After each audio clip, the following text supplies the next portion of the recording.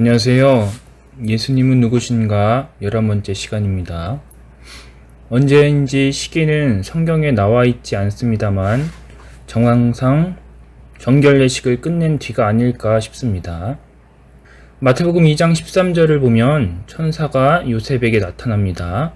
그리고 헤롯이 아기를 죽이려고 하니 애굽으로 피하라고 명령합니다.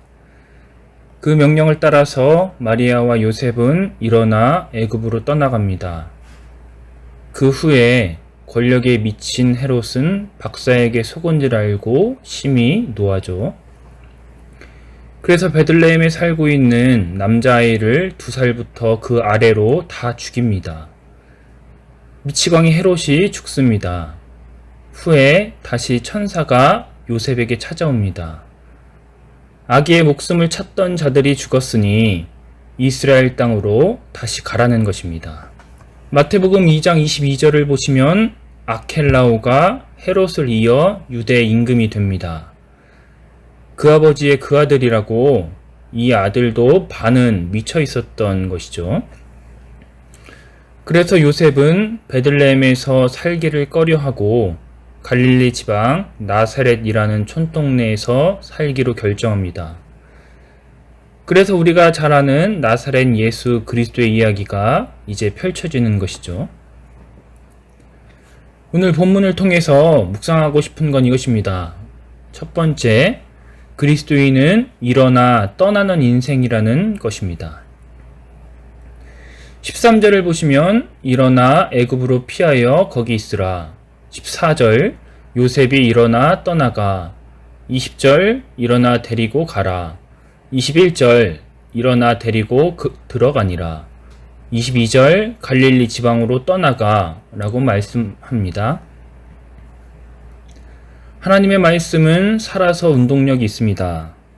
따라서 하나님의 말씀을 받은 신자는 끊임없이 움직이게 되어 있는 것이죠.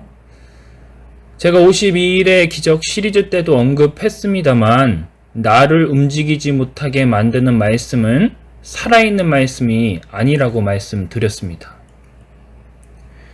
하나님의 말씀의 운동력은 크게 두 가지로 분류됩니다. 하나는 stay이고 다른 하나는 go입니다. 그러니까 머무름과 떠남, 이 두 가지의 큰 범주 안에서 우리의 삶의 자리가 나타납니다.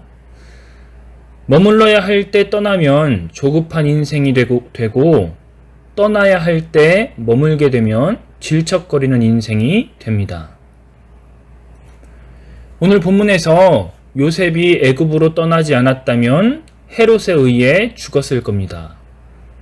반대로 이스라엘 땅으로 가야 되는데 애굽에서 민기적거렸다면 영적으로 죽었을 겁니다. 따라서 우리는 내 삶에서 머물러야 할 곳은 어디인지 우선 알아야 합니다.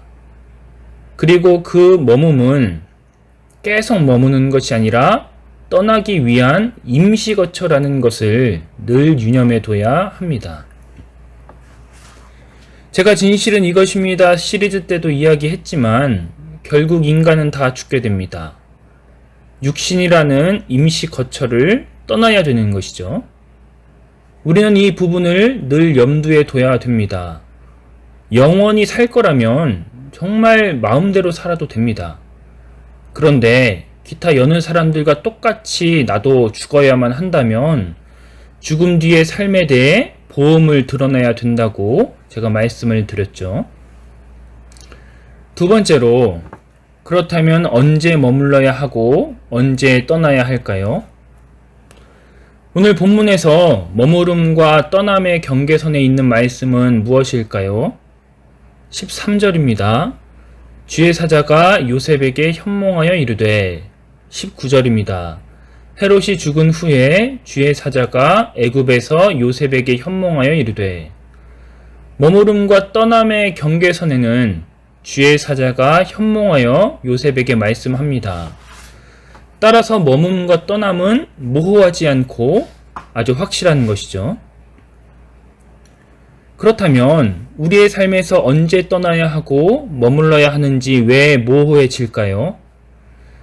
오늘 말씀처럼 하나님께서는 분명하게 확실하고 또렷하게 말씀해 주시지만 우리의 마음이 그것을 못 받아들이기 때문입니다.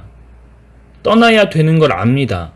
하지만 더 남고 싶은 것이죠. 반대로 머물러야 하는데 떠나고 싶은 겁니다. 그래서 자꾸 하나님의 뜻을 모르겠다고 하소연함으로써 그 시간을 지체하는 것이죠. 세 번째, 그렇기 때문에 하나님께서 머문과 떠남을 우리들의 인생에서 아주 확실히 하시기 위해 헤롯을 사용하십니다. 하나님께서 가라고 했는데 머문다면 하나님은 우리들에게 헤롯의 칼을 보내십니다. 따라서 현명한 사람은 하나님이 가라고 할 때 바로 짐을 싸서 가야 됩니다. 어차피 가야 될 거면 빨리 가는 게 신상에 좋은 것이죠.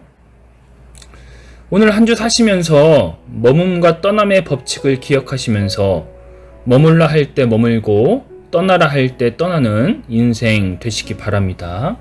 그렇다면 또 여러분 다음 주에 찾아뵙겠습니다.